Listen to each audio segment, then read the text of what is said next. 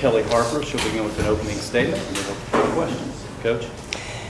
That was a fun night for basketball. Obviously to be able to showcase some of the best in the world on our court and to be able to go out and compete at that elite level. It was a lot of fun for our team, and I think our fans showed up and had a great night as well.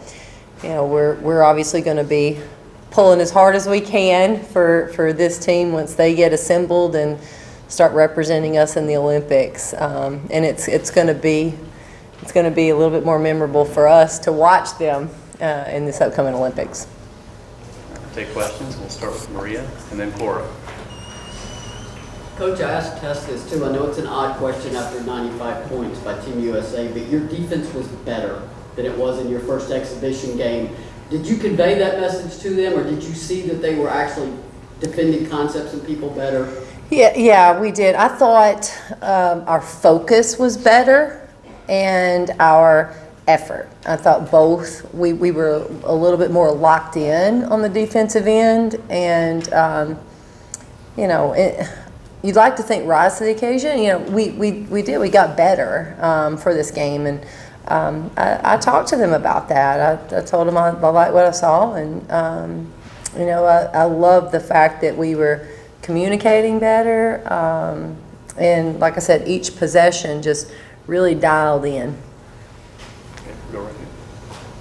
Coach, I was particularly impressed with Edie's pace on the offensive end. It seemed like when she came in, everything moved faster, you got your actions quicker. I don't know if you've had a chance to look at the stat sheet she led in plus minus. Is her presence something we're going to see regularly this season?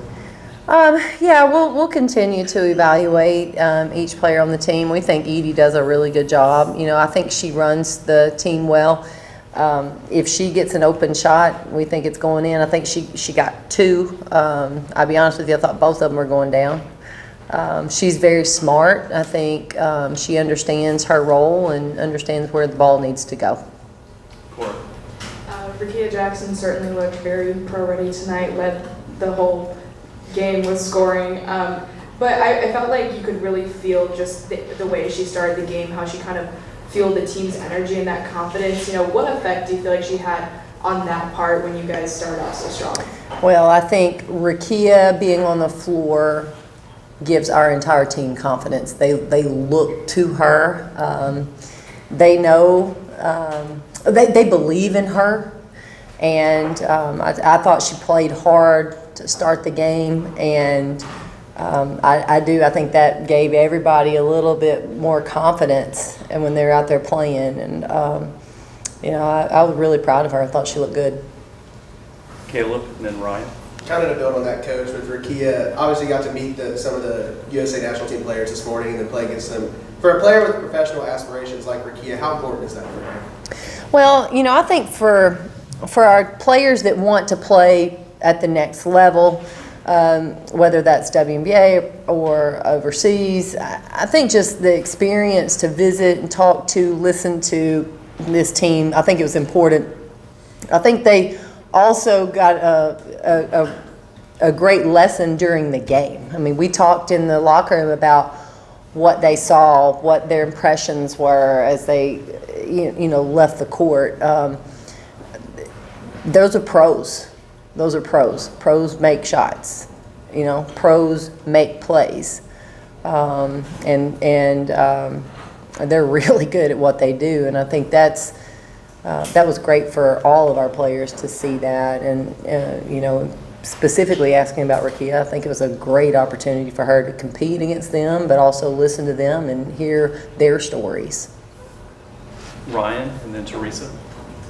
Tamari had a pretty emphatic block there at the end. I'm sure you've seen that in practice since her return to Vols. I like seeing it on the floor in front of fans against the competition. Yeah, she and I were talking. I was trying to get her matched up with Britney Griner and couldn't get very minutes against each other until that fourth quarter, and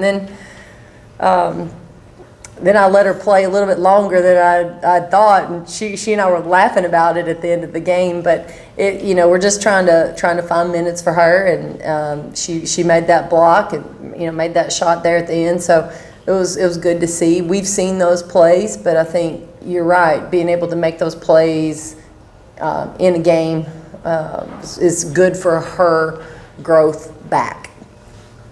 Teresa. Kelly, two things, two-part question. The reception that Britney got, there's been so much stuff that she had to go through over the last year and a half or so. To get that roar here, does that just maybe show the depth that the basketball fans have for the quality of player that she is? Well, I think I was very proud of our fans and the reception that they gave all the players. Our fans don't forget very much, so I know they knew where those players played in college.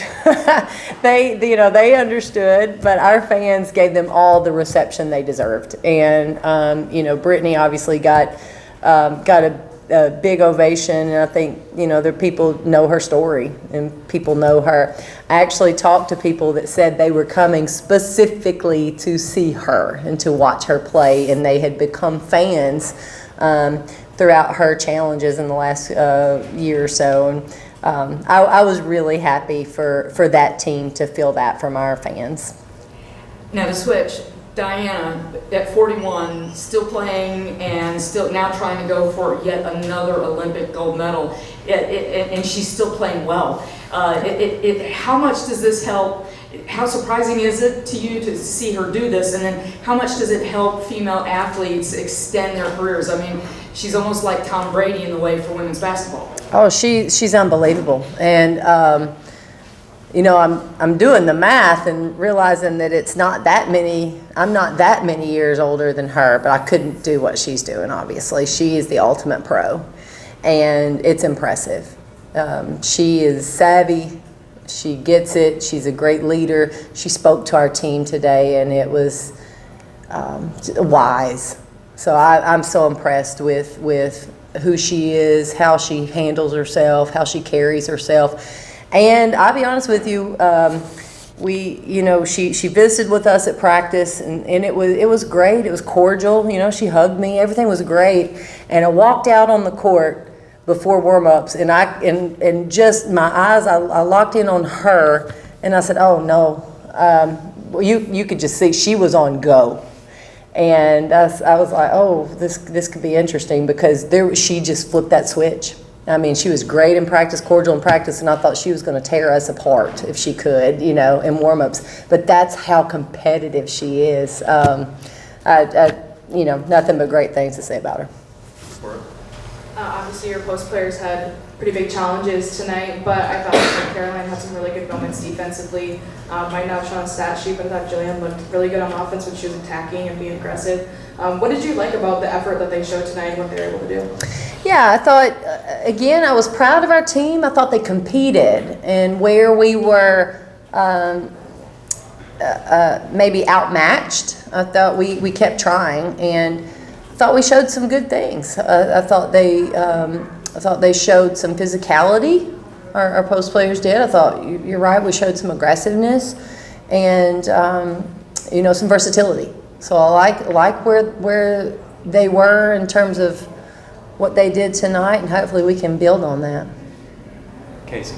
Coming into this matchup, you mentioned how you wanted this team to not back down and to hold their own. How do you feel they lived up to that expectation? I thought they did. I thought our team competed. That's the one thing I kept talking about with them: go out and compete, go out and compete, go out and compete. And I thought they did, and really proud of them for that.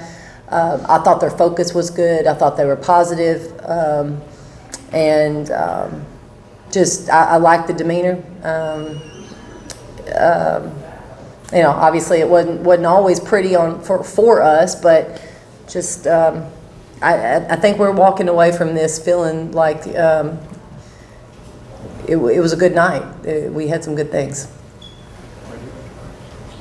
Coach, you got outran in transition 34-6. In this type of game, is that a matter of just unparalleled conditioning, or was it just being an exhibition match? I think the majority of that was turnovers. So I think it was 24 points off turnovers. So I think the majority of it wasn't like a lack of conditioning or a lack of awareness. The majority of it was turning it over and then they're moving the ball quickly in transition. We did have a few breakdowns, but that was a smaller number. We'll go next to Maria, and then Jack and Paige. Coach, you've got a loaded week, obviously. Now the score counts. Just how ready do you think your team is for the debut Tuesday, and then you've got to get right on the road and go to Florida State? Yeah, well, we started, as you can probably tell, in the fourth quarter, we started managing minutes a little bit. Obviously, this is a long stretch for us.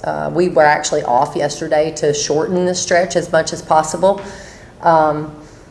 I think we'll try to build off of this. We'll try to get better at some things. We now will have to start handling scouting reports, which we've not had yet. We'll start handling the scouting reports, and we've got to be able to turn those around pretty quickly this week. So I think our players are ready for games. Coaches, we always want more practices, but it's time. It's time to play and figure out where we're at. Jack. What do you think it's going to be like to welcome Coach Gordon back to Tennessee where she played? Oh, I think it's going to be. I think it's going to be fun to have her back. She'll also get a big ovation when she comes back into Thompson Bowling Arena. Not only was Bridget a tremendous player here, obviously she coached here. She's just a big personality and just such a likable person, and it'll be fun to welcome her home. Paige.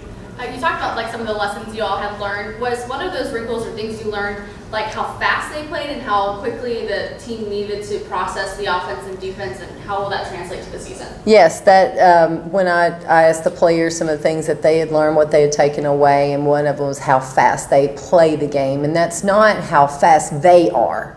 It's how fast they play the game, how fast they react, how fast they read the offense or the defense and know what to do. They're fun to watch. Cora. Your team faced some pretty high ball pressure tonight, extending way beyond the perimeter. A lot of players handled it well for the most part. Third quarter, it started to kind of disrupt you guys. But, how did you see your players handle that, and what can they take from facing a defense like this? Well, obviously it was high pressure, high intensity, and it was consistent. It was solid. Didn't let up. There wasn't a lot of pressure release opportunities. And our team is I think we learned tonight that we have to be able to handle those moments better. I think we'll, as a staff, give them some things to work with that are going to give them some pressure releases in those situations moving forward. But for the most part, we had a few moments that we just had breakdowns, right? I think second quarter, and then you're right, in the third quarter, there's some stretches that didn't go well, but that was a lot of duress for our players that we just can't simulate in practice. There's just no way we can simulate that. So for them to go out there and really handle it and deal with it for about 40 minutes and do a pretty good job with it, I was proud of them. We'll close it out with Maria. Coach, I know you haven't had much time to take a deep dive into the Rattlers. I love that mascot, by the way. But what are the challenges that you will see? Bridget Gordon was a tough player. I would expect her teams to play tough. What are the challenges in this opener for Tennessee? I think the first challenge is, although I mentioned that we've got to turn around the scouting report, we'll be a little bit limited on the scouting report because she is a new head coach. You don't know from what system she's going to pull her offensive or defensive schemes. They have a lot of new players on their team, so in terms of being able to pull film for personnel purposes, we'll be a little bit limited there. So our team has to be really flexible. We have to be able to adjust on the fly, we've got to be prepared for anything on Tuesday. So I think that alone is going to be one of the biggest challenges. And then you have that game sandwiched between Team USA and then Florida State, and you don't want to overlook somebody in the middle of that. I don't think we will. It's the first real game of the season. I don't think we'll overlook somebody, but the way that it's built out, you know, it falls right in the middle of those two big games, and you know, I think sometimes that's human nature to do that. So I think one of the challenges that we'll have as a staff is to make sure we're locked in. You know, like I said, I feel good about it, but we have to make sure. All right, thank you very much. Thank you, guys.